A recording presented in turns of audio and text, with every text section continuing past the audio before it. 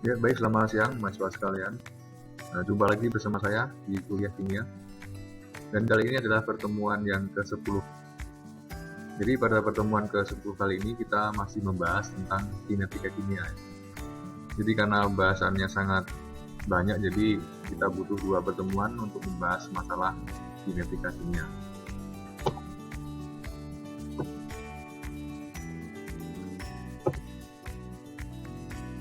Nah, kemudian kita yang pertama yaitu bahas tentang energi aktivasi ya. Jadi berdasarkan energi aktivasinya, ini ada reaksi A menjadi B, kemudian A plus B jadi C plus D. Ada 2 macam reaksi, yaitu yang pertama yaitu reaksi eksotermik, yang kedua reaksi endotermik. Nah, perbedaannya yaitu kalau reaksi eksotermik itu energi potensial reaktan lebih tinggi daripada energi potensial dari produk. Jadi ini terjadi penurunan energi potensial. Jadi artinya produk yang dihasilkan itu lebih stabil daripada reaktan. Dan juga sifat daripada reaksi eksotermik adalah melepaskan panas. Jadi panas adalah salah satu bentuk energi. Jadi energi di sini dalam reaksi ini dilepaskan sehingga produk yang dihasilkan menjadi lebih stabil. Ditandai dengan energi potensial yang lebih rendah. Sebaliknya untuk reaksi endotermik ini reaksi yang memerlukan panas atau menyerap panas. Ditandai dengan kenaikan energi potensial dari reaktan menuju produk. Nah, produk memiliki energi potensial lebih tinggi daripada reaktan sehingga dia sifatnya lebih tidak stabil.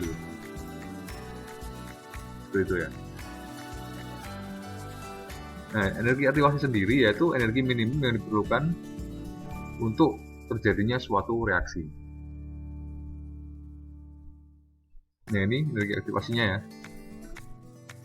Ini AB ini adalah intermediate. Jadi dalam sebuah reaksi kimia itu ada reaksi elementer atau tahapan reaksinya menghasilkan sebuah produk perantara atau intermediate. Ini reaktannya AB, ini intermediate, dan ini adalah produk yang dihasilkan.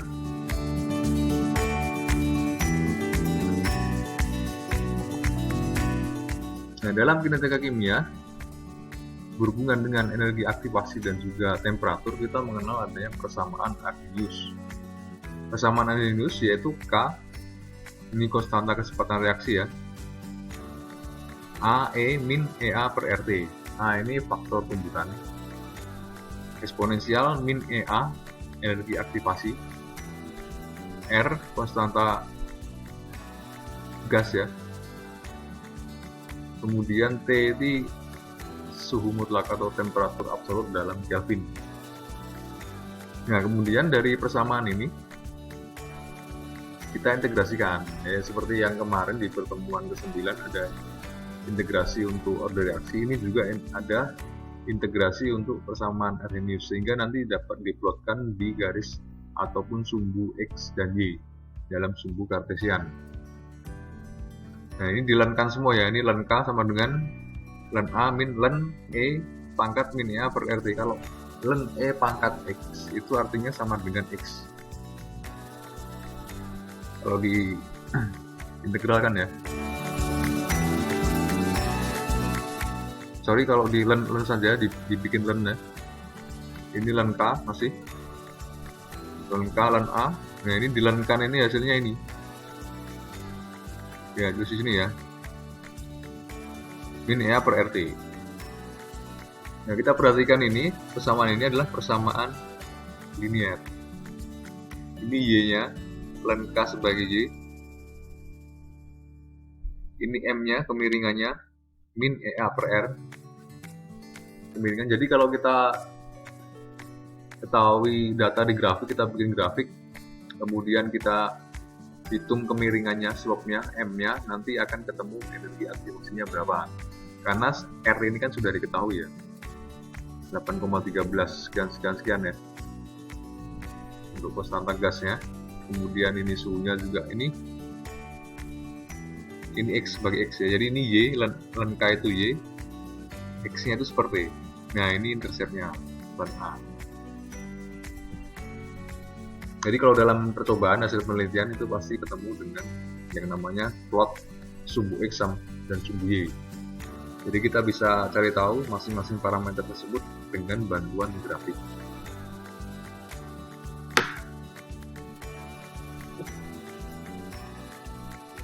Nah, kemudian pada temperatur yang berbeda, nah kita juga mengenal persamaan seperti ini ya.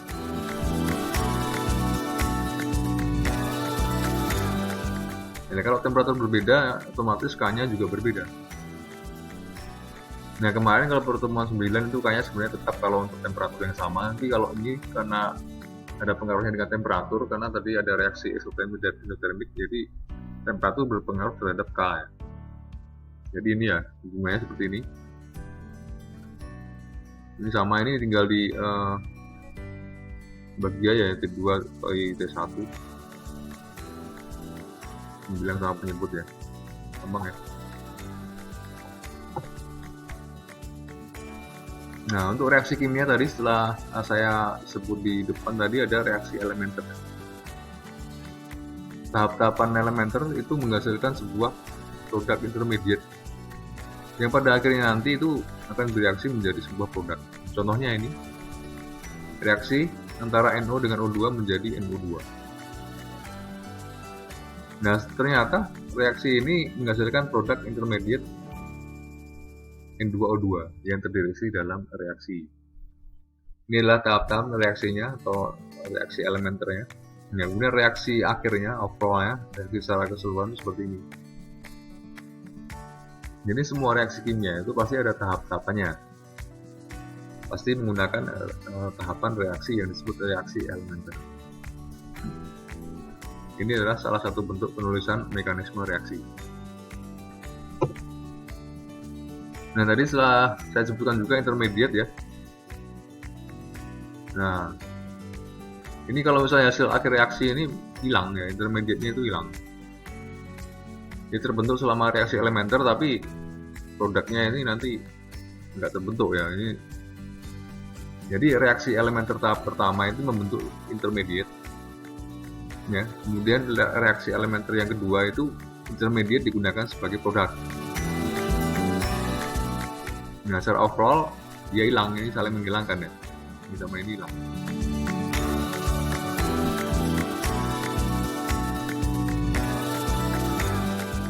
Nah, kemudian jenis-jenis reaksi berdasarkan molekulnya.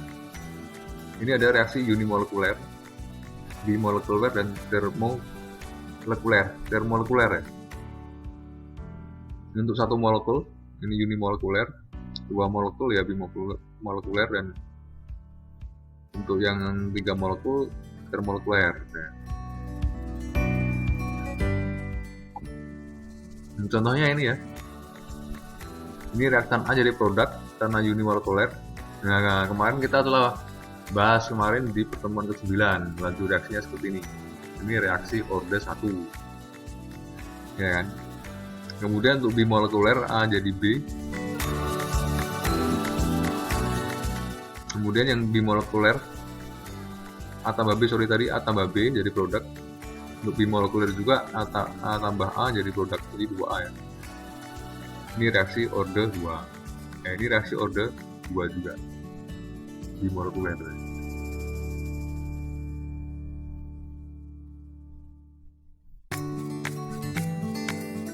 Nah, untuk penulisan mekanisme reaksinya, jadi tahap-tahapannya itu ditulis dulu ya. Jadi jumlah reaksi elementer itu harus sesuai dengan reaksi secara keseluruhan. Seperti tadi. Ini kan dicoret, ini tambah ini. NO tambah NO kan 2NO tambah O2. Jadi 2NO2. Ini sudah betul. Jadi semua reaksi elementer apabila dijumlahkan itu hasilnya ya reaksi secara keseluruhan gitu. Tapi kalau nanti ada senyawa yang muncul di sini tapi tidak muncul di sini, artinya tulisannya salah.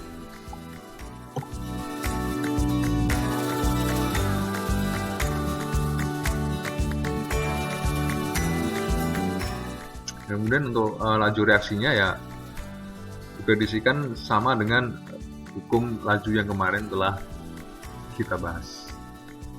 Masih ingat ya harusnya hukuman ke-9 kemarin. Kemudian kita bahas katalis ya. Nah, katalis inilah suatu senyawa yang fungsinya ini menaikkan laju reaksi tanpa bereaksi. Caranya bagaimana? Yuk, caranya menurunkan energi aktivasi. Jadi kalau energi aktivasinya turun, dia otomatis laju reaksinya semakin cepat. Contohnya seperti ini ya. A tambah B menjadi C dan D, ini energi aktivasinya cukup tinggi dan diturunkan dengan katalis. Jadi nggak setinggi yang tanpa katalis, jadi reaksinya lebih cepat ya, seperti ini ya.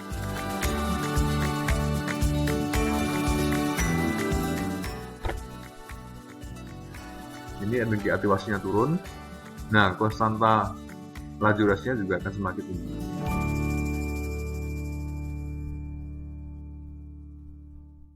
Jadi katalis banyak digunakan di industri ya, untuk cracking minyak bumi menjadi produk-produk seperti gasolin, kerosin, kemudian aftur, nafta, segala macam itu memerlukan katalis. Tapi kalau tidak pakai katalis itu waktunya lama, waktunya sangat lama ya. Dalam tubuh kita juga ada katalis yang namanya enzim, seperti amilase, protease, lipase, dan sebagainya. Tentu saja kita sudah mengenal ya istilah katalis, sudah tidak asing lagi. Nah, katalis ini ada dua. Yang pertama katalis heterogen.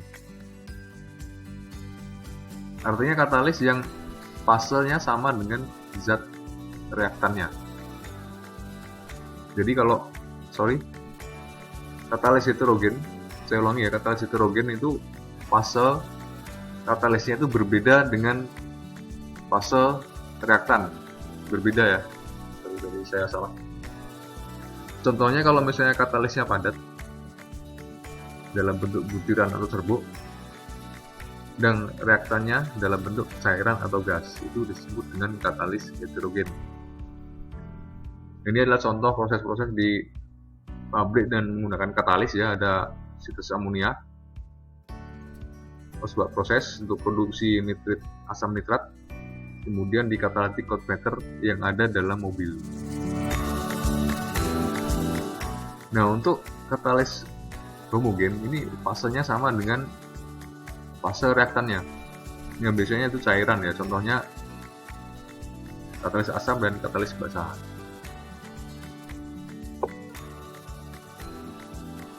Nanti untuk mekanisme reaksinya ya bukan bagian dari teknik elektro ya, nanti malah tambah susah. Ini bagian dari teknik kimia, jadi mekanisme reaksinya sendiri-sendiri ya. Reaksi heterogen itu merupakan reaksi permukaan. Kalau yang ini, yang katalis homogen ini biasanya ada perpindahan fase ya. Nanti ada pelajari di teknik kimia, tidak dipelajari di elektro, jadi nggak masalah ya, ini sekedar untuk pengetahuan saja. Nah, ini tadi reaksi permukaan, contohnya adalah katalis padat, FeAl2O3 sama K2O. Nah ini katalis ini sebenarnya bukan katalis zat tunggal ya, ini dalam bentuk campuran, karena katalis itu ada zat aktif dan supportnya untuk menangkap katalis dalam sebuah wadah, istilahnya seperti itu. Jadi kalau saya dulu kerja di industri, dia ada proses hidrogenasi minyak sawit menjadi minyak yang lain ya, yang nanti digunakan untuk bahan coklat, sabun, dan sebagainya. Jadi katalis yang dipakai itu katalis nikel, tapi tidak murni nikel, tapi ada tambahan support, artinya wadah yang digunakan untuk menempatkan katalis nikel itu dalam sebuah matriks. Jadi dia tidak murni nikel ya, pasti ada campurannya yang disebut dengan adanya zat aktif dan juga matriks. Nah ini contoh katalis padat, ini Nah, ini adalah salah satu contoh katalis padat. Ini katalisnya ini ya. Nah, ini reaktannya yang biru sama yang putih. Nah, dia kemudian menempel di permukaan katalis. Kemudian setelah itu dia melepaskan diri dalam bentuk produk.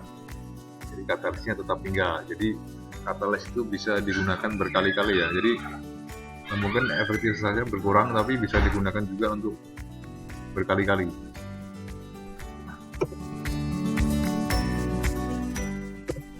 Nah, ini contoh di mobil ya, untuk knalpot mobil. Ini ada catalytic converter. Jadi fungsi daripada catalytic converter yaitu untuk membakar gas-gas pembakaran yang tidak terbakar sempurna. Contohnya ini CO ya, dan juga hidrokarbon yang tidak terbakar lainnya. Kemudian menjadi CO2 dan H2. Ini fungsi daripada catalytic converter dalam mobil, yaitu seperti ini ya, reaksinya. Nah, selain CO2 juga NO. Nah, NO kalau misalnya tidak digunakan atau misalnya tidak di proses catalytic converter itu akan menyebabkan dia pencemaran udara atau polusi udara. Makanya dia dimasukkan ke dalam catalytic converter sehingga menghasilkan gas N2 dan O2 yang ramah lingkungan. Nah, ini adalah contoh penggunaan katalis dalam industri mobil. Nah, kemudian untuk katalisis yang ini yang ada dalam tubuh kita itu namanya enzim ya. Ini contohnya enzim, kita sebut saja enzim amilase. Kalau enzim amilase itu substratnya amilum ya, substratnya amilum atau karbohidrat ya. Kemudian dia istilahnya kayak lock and key, jadi dia pas. Jadi enzim ini spesifik untuk substrat yang spesifik juga. Kalau protease dia substratnya itu protein. Kalau lipase substratnya itu lemak. Jadi kalau lemak dikasih enzim amilase ya nggak bekerja. Jadi enzim ini spesifik untuk substrat yang spesifik juga. Jadi nama-nama enzim itu disesuaikan atau hampir mirip dengan nama substratnya. Ya seperti lock and key ya, jadi pas ya. Dan kalau udah pas dia klop, kemudian dia membentuk produk dan enzimnya masih tetap tinggal.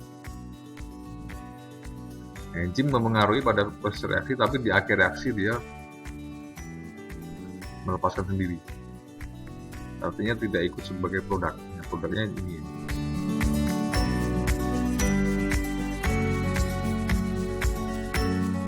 Jadi contohnya breakdown amilum atau karbohidrat kompleks menjadi glukosa, menjadi gula-gula sederhana yang diserap oleh tubuh itu menggunakan enzim amilase namanya seperti itu.